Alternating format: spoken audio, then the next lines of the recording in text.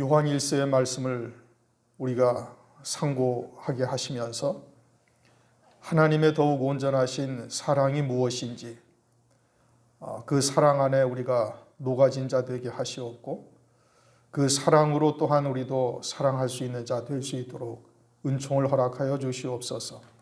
오직 말씀이신 하나님께서 말씀으로 이 시간 주장하셔서 하나님의 거룩하신 뜻이 온전히 나타나고 또 성령 안에서 우리가 믿음으로 하나 되는 은혜의 역사가 임하여 주시기를 원하옵고 예수 그리스도의 이름으로 기도드립니다. 아멘.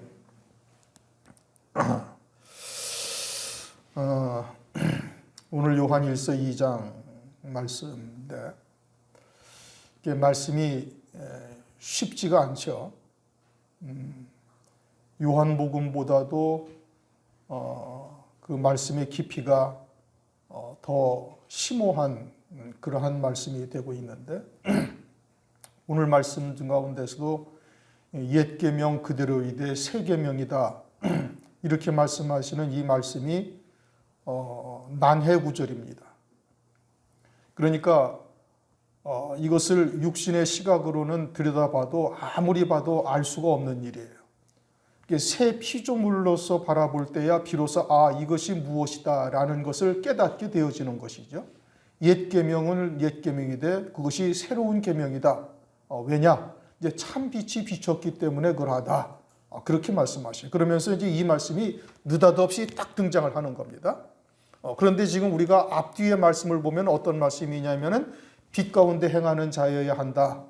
어두움 가운데 행해서는 안 된다. 그 빛은 뭐라고요? 우리의 생명이다. 이게 영원한 생명을 말하는 것입니다. 육신의 목숨을 말하는 것이 아니고 그럼 어둠은 뭐죠? 어둠은 육체의 목숨을 말하는 거예요. 그리고 또한 빛은 하나님이요. 어둠은 이제 마귀에 속한 것이죠. 그렇게 빛 가운데 행하는 자여야 된다. 뭐를 어떻게 되었으면 태초부터 있는 생명의 말씀과 사귐이 있는 자가 되어지면 이제는 너희는 완전히 빛 가운데 행하는 자가 되어야 되는 것이고 어둠 가운데 행해서는 아니 된다. 그래서 이 빛과 어둠이 내 삶에 있어서 확연하게 구분이 되어지고 내가 빛 가운데 사는 자여야만 되어야 되는 거예요. 그리고 이게 아직 구별이 좀 덜 되고 여전히 빛으로서 무엇인지 알고 있지만 여전히 육신이 강하여서 육신으로 살고 있으면은 그러면은 이것이 아직 어린아이의 신앙이요. 이건 어둠 가운데 행하는 자요. 계속해서 그렇게 가다 보면은 어떻게 돼? 결국 망하는 자로 끝나고 마는 겁니다. 육체로 사는 자로 살다가 그냥 환난 날에 짐승표를 받고 그것으로 딱 영원한 멸망, 진노의 심판의 대상이 되는 거예요. 그러니까 너희들은 하나님의 사랑이 무엇인지를 깨달았느냐? 그럼 빛 가운데 행하는 자가 돼야 된다. 그러면서 이제 그 자녀의 신앙에서 벗어나게 되어지면 이제 너는 내 계명을 지키라 이거예요. 그럼 주님의 계명이 뭐죠? 사랑이에요. 내가 너희를 사랑한 것 같이 너희도 서로 사랑하라. 요한복음 13장 34절 말씀이에요. 그리고 요한복음 13장 34절 너희가 내 계명을 지키는 자라야 예수 안에 있는 자예요. 그것이 빛 가운데 행하는 자인 것이고 그리고 이제 2장 7절 8절을 딱 뛰어넘어서 9절 10절 11절 가면 어떻게 되는 거예요? 형제를 사랑하라 이거예요. 미워해서는 안 된다 이겁니다. 그러니까 그 내 계명을 지키는 자라는 거에서부터 쭉 이어져 오는 말씀인 겁니다. 요게 맥을 놓치면 안 되는 거예요. 지금 우리가 말씀을 갖다가 깊이 있게 해석을 하게 되어지면은 이제 영의 세계를 막 돌아다니게 되어지는데 이게 어떤 흐름으로 쭉 이어지고 있는 것을 딱 놓치면은 그냥 뭐 속된 말로 삼천포로 빠지는 거예요. 그럼 뭔 얘기를 했는지 여러분들 하나도 기억이 안 나는 거예요. 오늘 설교 말씀을 듣기는 들었는데 뭔 얘기였지? 이 줄기를 못 잡으니까 내 맥을 잡지를 못하니까 엉뚱한 것만 그냥 하나 기억하고 있다가 참된 것을 놓쳐버리는 거예요. 지금 하나님의 말씀의 요점은 뭐예요? 사랑이에요. 아시겠습니까?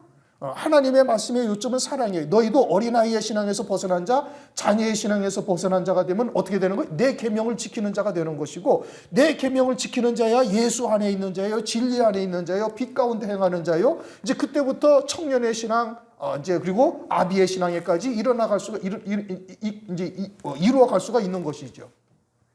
그러면서 하는 말씀이 이제 7절 8절에 갑자기 삽입구가 딱 들어왔는데 옛 계명은 그대로이되 옛 계명이 아니라 이제는 내가 너에게 새 계명이다 이거예요. 말씀은 그대로이되 옛날에 주셨던 말씀이지만 그것이 너에게 새로운 계명이다라고 말씀하고 있어요.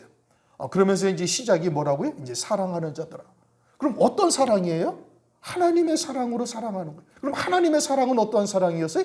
태초부터 있는 생명의 말씀과 교제한 거예요. 우리가 그때부터. 그러니까 이 땅에 무슨 영의 세계, 천사나 마귀가 있기도 이전에, 또는 물질 세계, 창세기 1장 1절의 말씀처럼, 또는 요한복음 1장 2절 3절 말씀처럼 물질 세계가 지어지기도 이전에 이미 하나님과 우리와 사이에 사귐이 있었다 이거예요. 그때는 내가 뭘로 있어요? 아버지의 아들로 있어요. 하나님이 아니에요. 우리가 요한복음에서 이미 요한 1서에서 이미 상고했어요. 1장 할 때. 그때는 하나님과 성자 하나님 이렇게 성경에 기록되어 있는 것이 아니라 아버지와 그 아들 예수 그리스도와의 사귐이 있다 이거예요. 그러니까 나와 하나님과의 관계가 어떻다는 거예요? 아버지와 아들의 관계다. 그것은 이미 그 아버지께서 영원한 생명으로 나오셨고, 그것은 사람들이 만들거나 사람들의 노력에 의해서 될 수 있는 것이 아니란 말씀이에요. 우리가 영생에 이르는 열매를 하나라도 맺을 수가 있어요, 없어요? 맺을 수가 없잖아요. 그건 요한계시록의 말씀을 통해서도, 또는 창세기의 말씀을 통해서도 두루 도는 화영검을 두어서 생명나무를 지키게 하시고, 그리고는 내가 생명나무 열매를 따주어 먹게 하리라. 요한계시록 2장 7절에 딱 말씀하고 있잖아요. 그러니까 성령의 영생이라는 것은 하나님의 소관이에요. 하나님의 나라이거든요. 그것은 사람이 이룰 수 있는 곳이 아니란 말이에요. 육체를 입고 갈 수 있는 것도 아니고, 육체의 노력으로 할 수 있는 것도 아니고, 육체가 어떤 산속에 들어가서 돌을 닦는다고 영생의 열매를 하나라도 맺을 수 있느냐? 그런 것이 되지 못한다 이겁니다. 그것은 오로지 하나님의 소관이고 하나님의 영역이고 하나님의 권능 아래에 있는 거예요. 그러니까 주님께서 우리에게 그 영생의 열매를 따주어야 우리가 먹을 수가 있고 영생을 누릴 수가 있고, 그래서 성령이 내주하시면서 성령 하나님께서 영생의 열매, 하나님의 의의 열매를 맺게 하시는 거예요. 그렇게 해서 결국은 어떻게 해요? 하나님께서 창세전에 하나님의 기쁘신 뜻대로 우리와 생명의 교제가 있던 그때로부터 하나님께서 영원한 세계에서 영생을 누릴 수 있는 자로 하나님이 기쁘신 뜻대로 하나님께서 이루어 가시는 거예요. 이 땅의 모든 주권이 누구에게 있어요? 주님에게 있어요. 그 주님에게 있으면서 그 주님께서 아버지의 기쁘신 뜻을 따라 우리에게 은혜를 베풀어 주셔서 택하신 자들에게 말씀을 통해서 깨닫게 하시고, 연단 가운데 부르셔가지고 고난 가운데 믿음으로 살게 하시고, 하늘 소망 가운데서 벗어나서 세상으로 향하게 하려면, 그러면 험한 길 또는 물 없는 곳으로 인도해서 하나님의 말씀으로 다시 돌아올 수 있게 하셔서, 그렇게 해서 아버지의 뜻대로 하나님께서 이루어 가신단 말씀이에요. 그래서 종국에는 우리를 위해서 예비하신 영광대로 새 예루살렘 성 그리스도와 함께한 후사가 되도록 우리를 그와 같은 영광의 자리에 세세토록 그 영광을 누릴 수 있도록 은총을 베풀고 계시는 거예요. 하나님의 은혜라는 말씀이에요. 그건 내 노력이나 내 의지나 내 결심이 거기에 결부되는 것이 아니에요. 단지 우리에게 말씀을 통해서 깨닫게 하시고 성령으로 우리에게 감화 감동시켜서 말씀을 알게 하시는 때, 그거에 우리가 믿음으로 그냥 하나가 되는 일만 우리가 한 거예요. 믿음으로 연합될 때 하나님께서 그와 같은 뜻을 이루어 가신단 말이에요. 이러한 사랑으로 우리가 깨닫고 사랑을 하고 있는 자들이다, 이런 의미입니다. 그게 이제 지금까지의 줄거리잖아요. 그래서 사랑하는 자들아, 어떠한 사랑? 인간의 사랑? 육신적인 사랑? 세상적인 사랑? 어려울 때 돌보아주고, 이게 아니고 태초부터 있는 생명의 말씀과 사귐이 되었을 뿐 아니라 아버지의 기쁘신 뜻대로 영생을 누릴 수 있도록 우리에게 그와 같은 은총을 베푸시는 거예요. 그럼 여러분들이 그와 같은 하나님의 영광 안에 우리가 누릴 수 있는 자로서 합당한 믿음의 열매를 여러분들이 맺었습니까? 아니란 말씀이에요. 또 그와 같은 하나님의 뜻을 알고, 또 그런 선을 하나님의 뜻을 깨닫고 믿음으로 결단을 했다고 해서 내가 오늘부터 확 바뀌어져가지고 그리스도처럼 여러분들이 살아가고 있습니까? 아니란 말이에요. 그럼에도 불구하고 하나님께서는 우리에게 계속해서 그 옆구리에서 흘리신 피와 물로 사하시고, 그리고 또 그와 같은 은총을 우리에게 베풀어 주셔서 결국에는 뜻이 하늘에서 이룬 것처럼 땅에서도 이루어지는 역사를 우리에게 이루어가고 계시는 거예요. 그게 하나님의 사랑이에요. 그 은혜를 우리가 받고 있다 이겁니다. 그 은혜를 우리가 받고 있는 거예요. 한마디로 주님의 사랑 안에 거하는 자예요.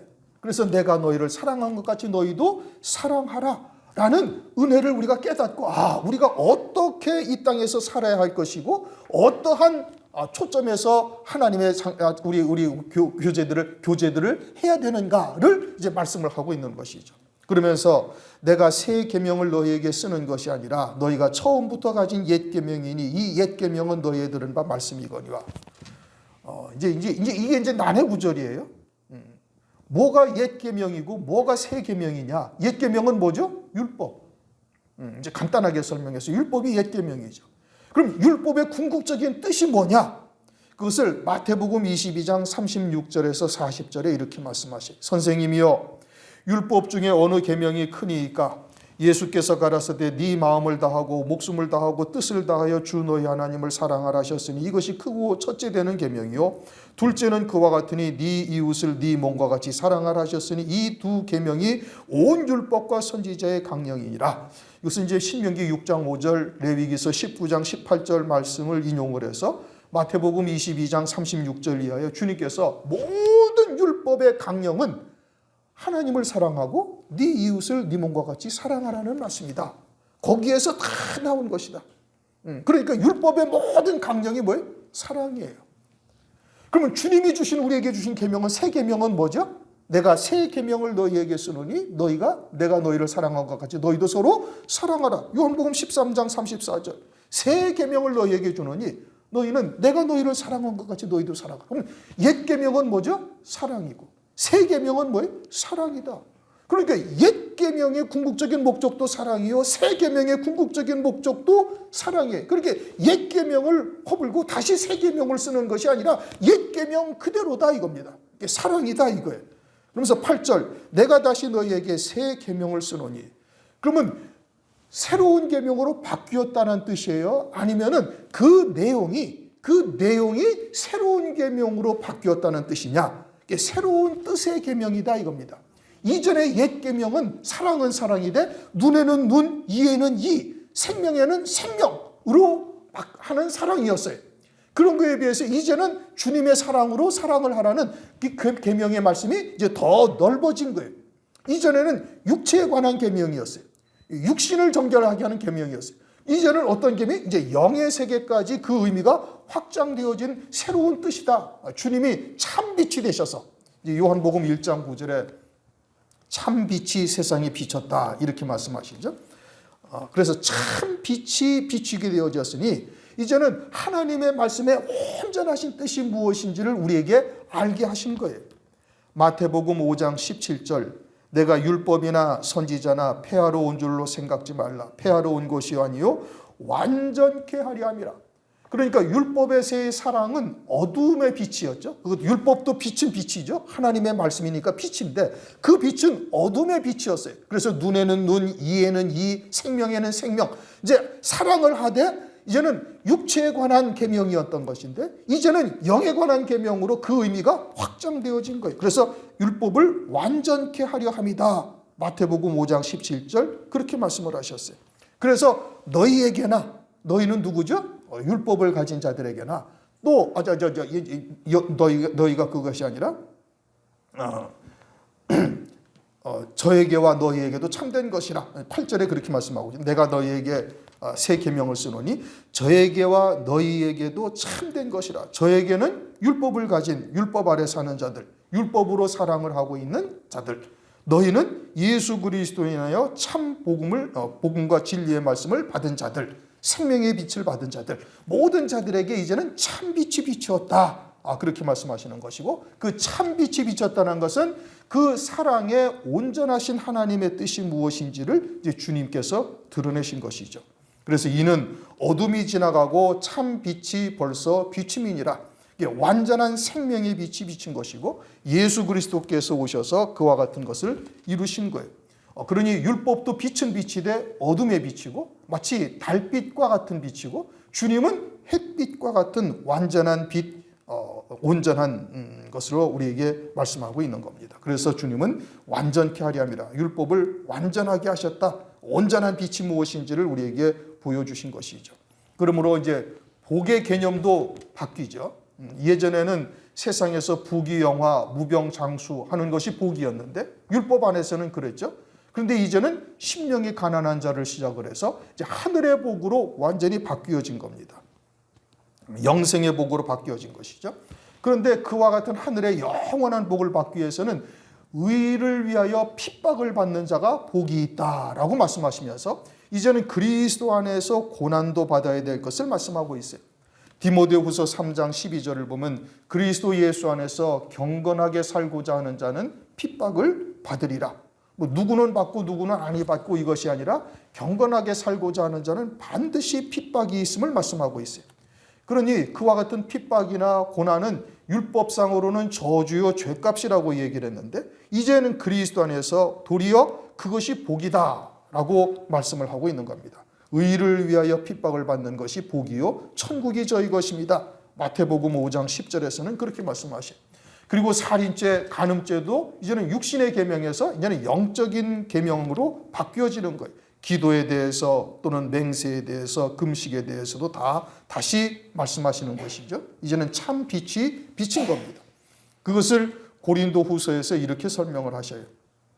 고린도후서 3장 10절 11절 영광되었던 것이 더 큰 영광을 인하여 이에 영광될 것이 없으나 없어질 것도 영광으로 말미암았은즉 길이 있을 것은 더욱 영광 가운데 있는 것이니라. 어둠의 빛이었던 율법도 영광 가운데 있어요.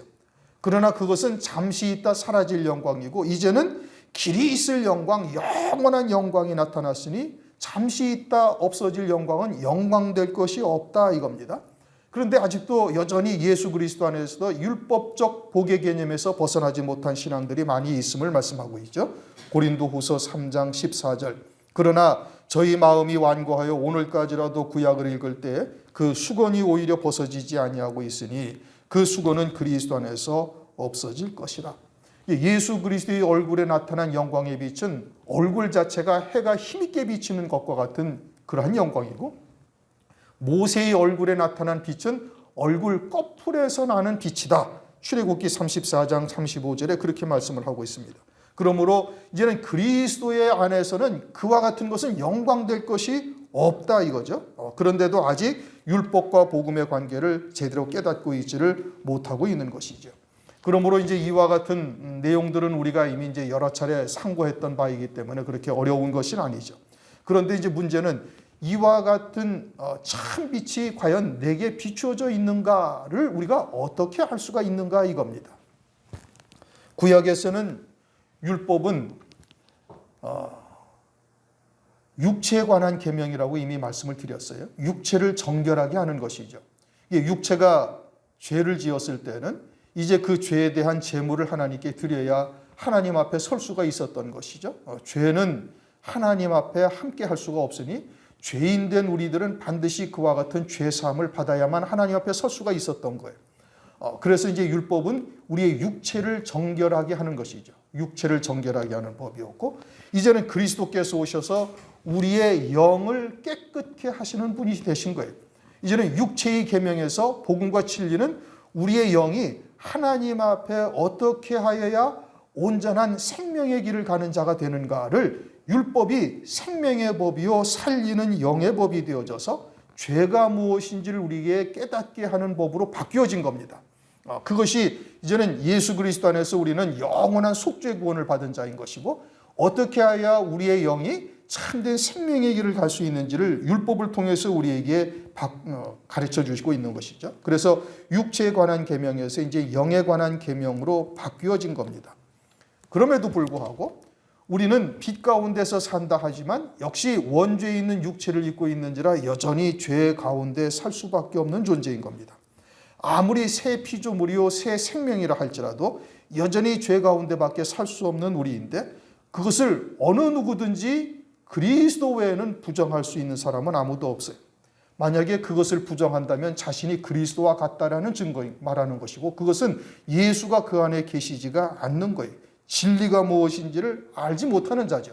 이것은 이미 1장에서 충분히 우리가 상고했던 바인 겁니다. 그런데 문제는 우리가 참 빛 가운데 사는 자가 되어졌음에도 불구하고 죄 가운데 살 때 그 죄에 대한 우리의 반응이 어떠한가인 겁니다. 그저 죄 가운데 회개가 먼저 되어지고 그저 그걸로 그냥 하나님 앞에 눈물 콧물 흘리면서 회개부터 하고 있으면은 그것은 아직 육체의 관계의 계명에서 온전히 벗어나 있지를 못한 자가 되는 거예요. 새 계명 안에서 우리가 참 빛 가운데 행하는 자가 되어져 있다면 늘 새 생명으로 사는 자가 되어져 있다가 대로 살다가 그러다가 잠깐의 어떤 마음의 어떤 여유 또는 뭐 어떤 그러한 그것으로 인해서 육체 가운데 거함으로 말미암아 죄가 드러나게 하셨던 것이죠.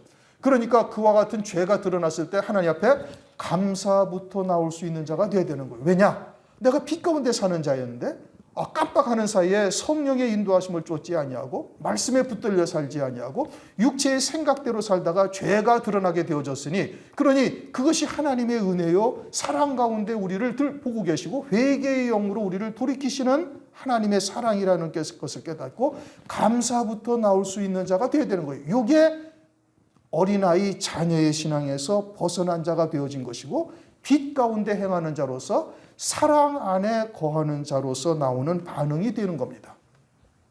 우리의 신앙이 아직 그에 이르지 못하였다면 우리가 아직 온전한 새 생명 가운데 살고 있는 자가 아닌 거예요. 온전한 새 생명 가운데 하나님의 사랑 안에서 살고 있는 자가 되어졌으면 그처럼 우리가 잠시 사랑에서 벗어나서 영에서 벗어나 육에로 거했던 것을 깨닫고 하나님께서 내게 그와 같은 것을 깨닫게 하시니 감사를 먼저 드리고 그리고 발걸음을 돌려서 다시 예수 그리스도의 십자가로 달려갈 수밖에 없으니 그와 같은 은혜를 하나님께 감사드리며 자기의 발걸음을 생명의 길로 옮기는 자가 되어야 되는 겁니다. 그것이 새 계명 안에 사는 자요. 내 계명을 지키는 자로서 사는 거예요. 늘 그리스도의 사랑 안에서 그 사랑으로 살고 있는 자가 나타나는 반응은 그렇게 나타나야 되는 겁니다. 그러니 그것이 옛 계명 그대로이되 새 계명으로서 우리에게 주신 것이고 내 계명을 지키는 자가 그리스도 안에 있는 자요 그가 빛 가운데 행하는 자라는 말씀의 뜻인 겁니다.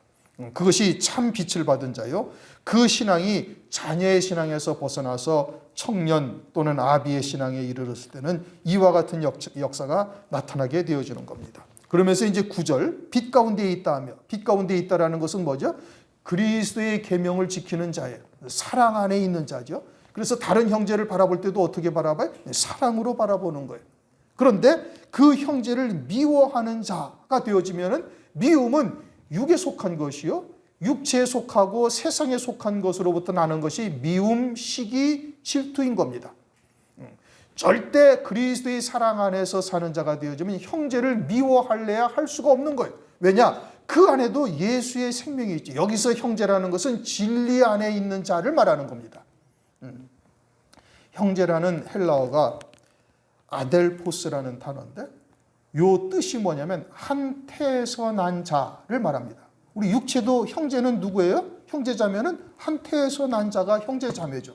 마찬가지로 영적으로도 한 태에서 난 자요. 한 태에서 났다는 말씀은 다른 의미로 한 진리 안에 있는 자다 이겁니다.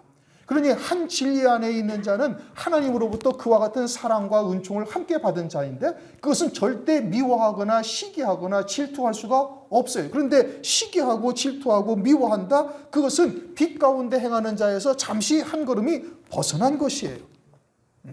우리가 진리 안에 있다면 그러한 그리스도의 사랑 안에서 하나가 되어져서 그 사랑으로 사랑하는 자가 되어야 되는 것이죠.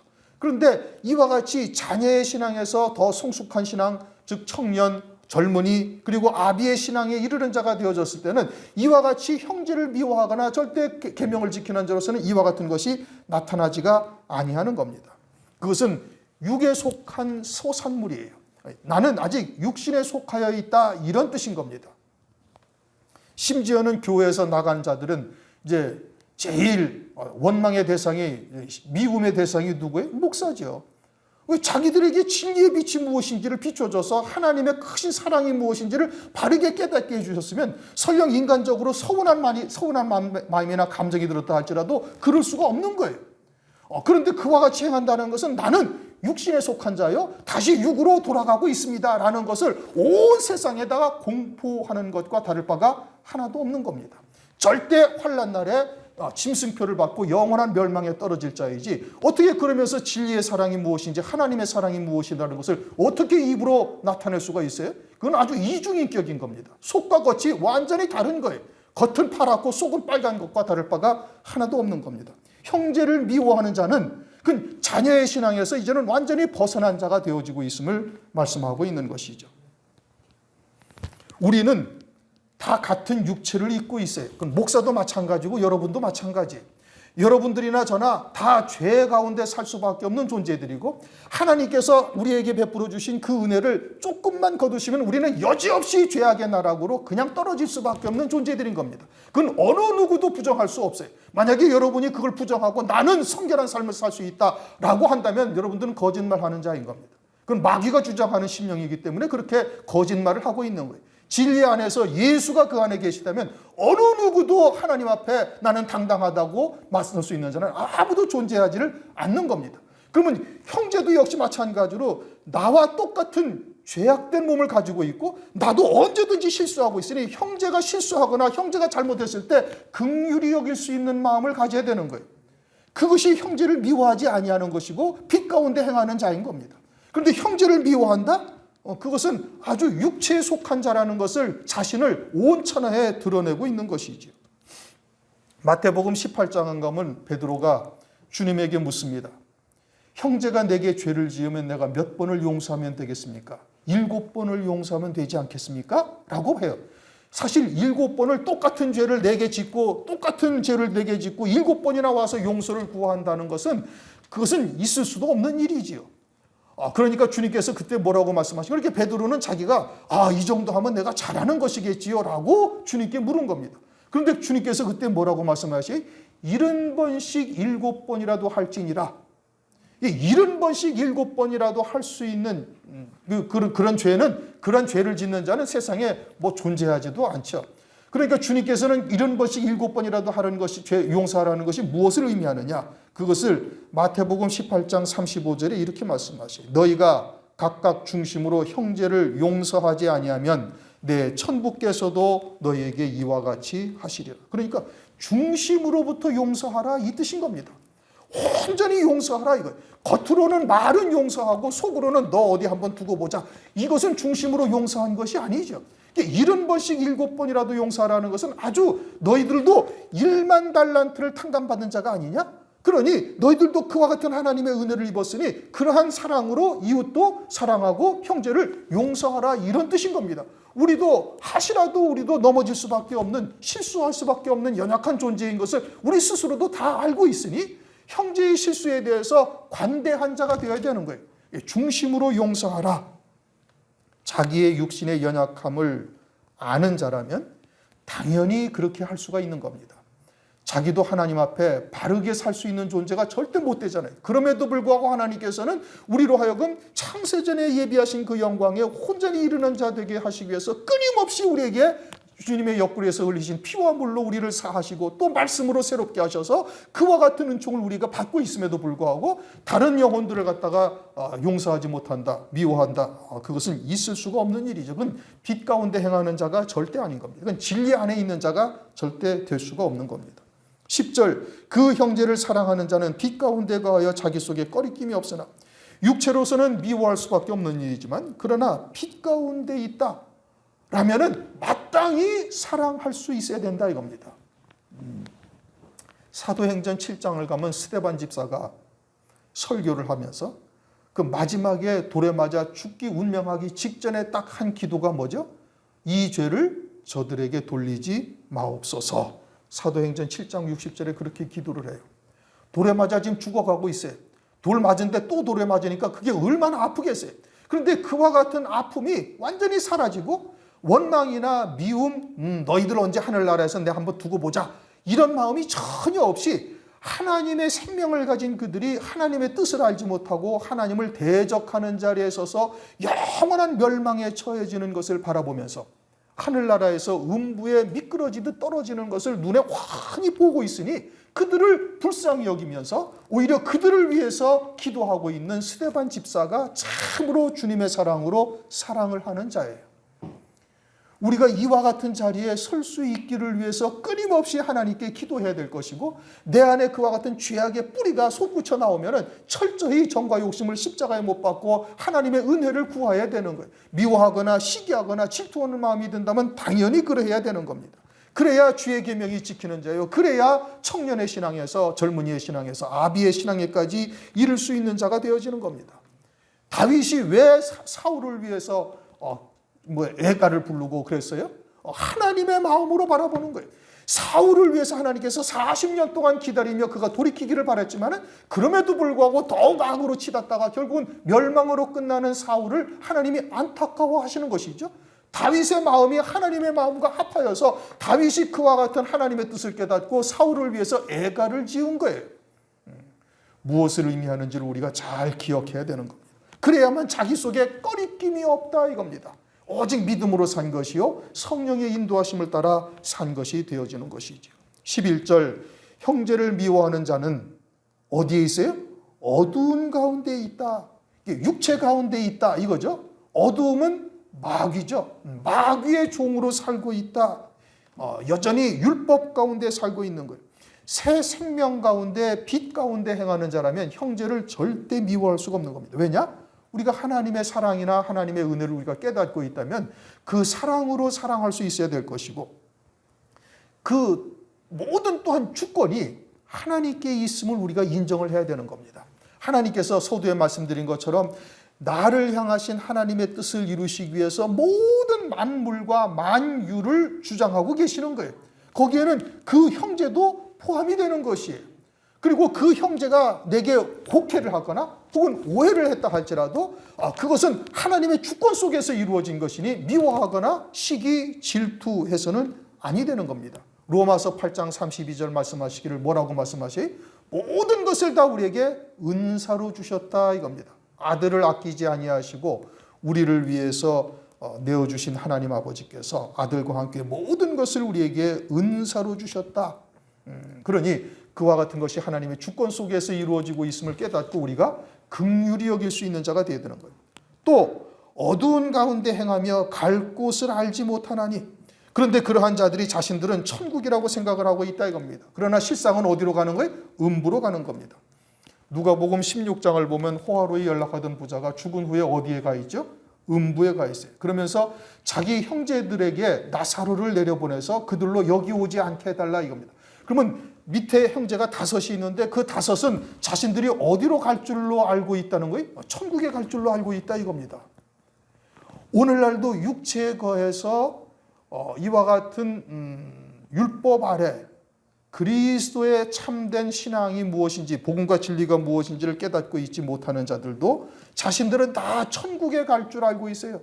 아브라함의 품 안에 갈 줄로 알고 있고 그리스도의 신부요 어린 양이 아니라고 다 생각을 하고 있다 이겁니다. 자신들이 어디로 가는지를 알지를 못하는 거예요. 진리가 무엇인지를 알지 못하는 자들은 거의가 다 음부로 가는 겁니다. 혹여나 그 가운데 이제 예수가 그리스도이심을 진솔한 마음으로 믿고 그리고 믿음으로 행한 그 일들이 몇몇이 열매가 되어져서 이제 별과 같은 영광으로 가는 자들이 거의 대부분이고 그리고 상당수는 음부와 사망 가운데 떨어지게 되어지는 것이죠. 해와 같은 영광, 달과 같은 영광은 절대 많지가 않습니다. 이 땅에 기독교인들, 그리스도인들이 7억이다 이야기를 하는데 그러나 과연 얼마나 해와 같은 영광, 달과 같은 영광에 이를 수 있는 자가 있을 것인가? 그것은 진리의 빛을 받고 하나님의 말씀의 깊은 세계를 깨달아서 그러한 하나님의 사랑을 깨닫고 믿음으로 받은 자들만 그와 같은 영광의 자리에 이를 수가 있는 것이죠. 그러니 우리가 빛 가운데 있다라는 것이 얼마나 큰 하나님의 은혜인가를 우리가 아주 하나님께 늘 감사드려야 되는 겁니다. 어떠한 환경에서도 여러분들은 감사를 하셔야 돼요. 우리가 신앙이 어릴 때는 우리에게 다가온 여러 가지 어려운 일들을 통해서 낙심도 하고 원망도 하고 불평도 합니다. 그러나 진리 안에 있는 우리들에게는 하나님께서 반드시 그 일들을 합력하여 선을 이루시는 역사를 우리가 체험을 이미 했잖아요. 여러분들이나 저나 우리의 그런 굴곡진 인생의 여정을 걸어오면서 많은 하나님의 은혜를 우리가 체험을 한 거예요. 그와 같은 과정들이 없었다면 우리가 지금 이러한 말씀을 들을 수도 없을 뿐 아니라 이러한 믿음의 자리에 절대 설 수가 없어요. 그러니 그와 같은 과정들을 겪어오면서 그러한 고난 또는 연단 또는 우리가 감당할 수 없던 환난 이와 같은 것들이 우리에게 다 사랑으로 베푸신 것이고 로마서 8장 32절 말씀처럼 아들과 함께 모든 것을 은사로 주셨다라는 것을 우리가 고백치 아니할 수가 없죠. 그러면 이제부터라도 우리에게 다가오는 모든 일들을 어떻게 받아야 돼? 감사로 받아야 된다니까요. 왜냐? 반드시 하나님의 뜻은 그대로 이루어질 것이기 때문에 우리에게 보여주셔서 내가 믿음으로 받고 있다면 그 첫째 부활이라는 영광은 아버지께서 반드시 전능하신 하나님이요 만물의 주권자 되신 하나님께서 반드시 이루실 것이니 그 영광의 나라에 이를 것은 아주 확실한 것이요 그 과정 가운데 겪는 것들은 하나님께서 우리에게 은사로 주신 것이니 그것을 믿음으로 받을 수가 있어야 되는 거예요. 그런데 여전히 우리는 그와 같은 일들에 대해서 감사보다는 불평, 원망, 낙심이 앞서는 것이죠. 우리의 신앙이 아직 육에 속한 부분들이 많이 남아있다 이런 뜻인 겁니다. 속히 빛 가운데서 온전한 믿음 안에서 사는 자가 될 수 있기를 바랍니다.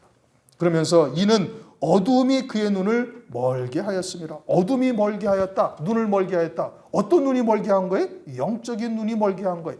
영적인 눈이 멀게 돼서 소경이 되었다. 영적으로 소경이 되었으면 어디가 보이지 않아요? 하나님의 나라가 보이지 않는 거예요. 하나님께서 이루시는 구원의 세계가 보이질 않는 것이요 캄캄한 것이 되는 거예요. 그러니까 그저 하나님 나라를 알기를 그저 소경이 코끼리 만진 것처럼 그저 아주 부분적으로 조금 알거나 그것도 부정확하죠. 하나님께서 이루시는 구원의 세계를 절대 알지를 못하는 거예요. 하늘나라의 영광도 보이지 아니하는 겁니다. 일반적으로 오늘날 대부분 교회에서 그저 예수만 열심히 믿으면 다 그리스도의 신부라고 다 얘기합니다. 어린 양의 아내. 주님이 재림하시면 다 교회는 들려 올라갈 것이니 걱정하지 마시고 열심히 신앙생활하고 전도 열심히 하고 예배 열심히 하고 헌금 많이 하고 뭐 그와 같은 것으로 다 그냥 일관해버려요. 그냥 다 신부라고 그러는 것이죠. 소경입니다. 하나님의 나라가 하나도 보이지 아니하는 거예요. 하나님은 완전한 공의가 하나님의 나라에서는 이루어지는 겁니다. 거기에서 첫째 부활의 영광을 입은 자 또는 별과 같은 영광으로서 겨우 그저 어둠 가운데 조그만 생명의 빛을 받은 자들이 항의할 수 있느냐? 왜 저 사람은 첫째 부활의 영광을 입고 새 예루살렘 성의 영광을 누리면서 하나님의 영광과 함께 되어져서 하나님처럼 보이는가? 왜 내게는 그와 같은 영광을 주지 아니하셨느냐고 항의할 수 있어요? 절대 항의하지 못하는 겁니다. 완벽한 공의가 하나님의 나라에서는 이루어지는 것이고 우리는 이 땅에서 그 영광에 이르게 하기 위해서 생명의 부활에 이르게 하기 위해서 이 땅에 우리가 소소한 잘못 우리가 하나님의 은혜에서 벗어난 것이 있다면 그 즉시 하나님께서 징벌하시고 우리를 갖다가 깨우쳐 주시는 거예요. 하나님의 사랑이죠. 그대로 가면 멸망의 길로 갈 것이니 하나님께서 회초리를 드시는 것이요 무겁고 험한 길로 우리를 인도하시는 겁니다. 그러나 저들에게는 어둠이 역사해서 눈을 멀게 했다 이겁니다. 점점 더 육신의 일락으로 빠지게 해가지고 완전히 화인 맞은 자가 되게 한 거예요. 예수님 당시의 유대인들이 그러한 겁니다. 그리고는 육체에 속한 것들에서 잃어버릴까 봐 세상의 것에서 떨어진 자가 되어질까 봐 전전긍긍하며 더욱더 악으로 치닫는 자가 되어지는 겁니다. 오늘 새벽에도 말씀이 그러하죠. 자신이 잘못했으면 깨달았으면 즉각 회개하고 돌이키면 되는 거예요.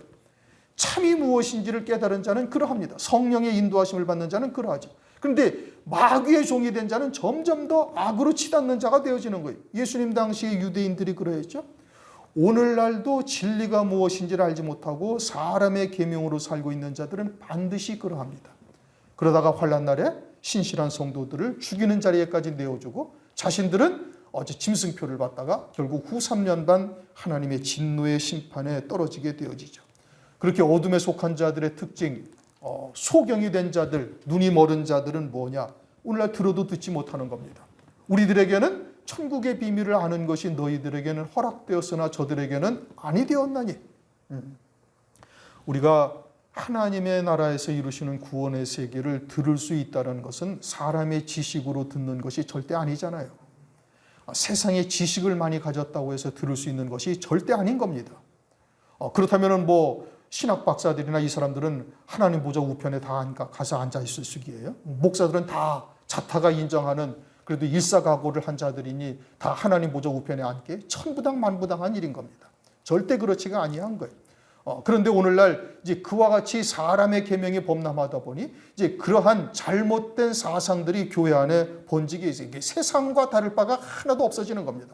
세상에서 유명한 자, 세상에서 가진 자, 세상에서 있는 자들이 하늘나라에서도 그러하다라고 동일하게 여기고 있는 거예요. 크게 잘못 생각을 하고 있는 겁니다.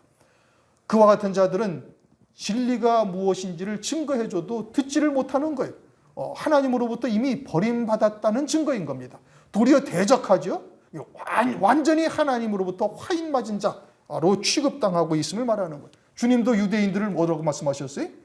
화인 맞은 자다, 또는 회칠한 무덤이다, 심지어는 독사의 새끼라고까지 책망을 받지 않았습니까? 요한복음 12장 35절, 어둠에 다니는 자는 그 가는 바를 알지 못하느니라. 자신들이 어디로 가고 있는지를 전혀 깨닫지를 못하는 거예요. 소경이기 때문에 그런 것이죠. 누가 그렇게 했어요? 어둠이, 마귀가 그렇게 한 겁니다. 고린도후서 4장 4절, 그 중에 이 세상 신이 믿지 아니하는 자들의 마음을 혼미케 하여 그리스도의 영광의 복음의 광채가 비치지 못하게 함이니 그리스도는 하나님의 형상이니라. 세상 신이 그들의 마음을 혼미하게 했다. 세상 신은 마귀죠. 영광의 복음의 광채가 비치지 못하게 했다 이겁니다. 그래서 세상 신이 육으로 치닫게 만들고 하나님의 말씀을 혼미하게 해서 그리고는 듣지 못하게 하고 그리고 아주 문을 멀게 해서 소경이 되었음을 말씀을 하고 있는 겁니다. 오늘날도 하나님이 택하신 자들에게는 하나님께서 말세의 때에 따른 말씀을 듣게 하십니다. 그리고 택하지 아니한 자들에게는 들어도 듣지 못하고 보아도 보지 못하는 자들이 되는 것이지요. 오늘은 요한일서 2장 7절부터 11절 말씀인데 지난 시간에 계명을 지키는 자의 연장된 말씀인 겁니다. 그리고 그 계명은 내가 너희를 사랑한 것 같이 너희도 사랑하라. 그것은 옛 계명 그대로이 되 새로운 계명이다. 이제는 영의 세계까지 이른 계명이다. 그리고는 속히 그와 같은 형제를 사랑하는 자가 되어야 되는 것이고 미워하는 자는 아직 어두움 가운데 행하는 자다. 우리에게 그와 같은 마음이 있다면 속히 버릴 수 있기를 위해서 하나님께 기도하셔야 되는 거예요. 오늘 오후 시간이 골로새서잖아요. 오늘 오후 시간 말씀을 잘 새겨 들으셔야 돼요. 오늘 오후 시간 말씀이 하나님께서 우리에게 새롭게 깨닫게 하시고 주신 것인데 새 피조물이라는 것이 과연 무엇이냐? 우리는 왜 육체의 죄악에서 벗어나지 못하고 늘 반복된 삶을 살고 있는가? 이제 그거에 대한 명확한 답을 하나님께서 주시는 겁니다. 그래서 새 생명 가운데 산다는 것이 무엇이냐? 새 피조물이 무엇이냐? 나는 과연 새 피조물인가 아닌가?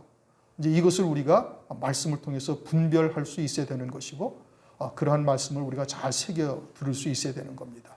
우리가 그렇게 빛 가운데 행하는 자가 되어져서 이 마지막 때 우리를 향하신 하나님의 뜻을 온전히 이룰 수 있는 우리 모두가 되시기를 주의 이름으로 축원합니다. 기도하시겠습니다. 하나님 아버지 감사합니다. 오늘도 요한일서 2장 말씀을 통해서 우리가 계명을 지키는 자, 그 계명의 뜻이 무엇인지를 다시 한번 살펴볼 수 있게 하시고 온전한 사랑 안에 거하는 자가 되어지면 어떻게 우리의 삶에서 나타나는지를 살펴볼 수 있게 하시니 감사를 드립니다. 그리스도 안에 있는 영원한 생명으로 사는 자라면 마땅히 이러해야 할 터인데 이러지 못하는 부분들은 아직도 우리가 어둠에 속한 육에 속한 부분들이 많이 있음을 말씀하고 있사오니 속히 그와 같은 자녀의 신앙, 어린아이의 신앙에서 우리가 벗어나서 주님의 사랑으로 온전히 사랑하는 자 될 수 있도록 은혜를 베풀어 주옵소서. 과연 스데반 집사가 기도했던 기도처럼 그러한 중심으로 살아갈 수 있는 저희들 되도록 역사하여 주옵소서. 예수 그리스도의 이름으로 감사하며 기도드립니다.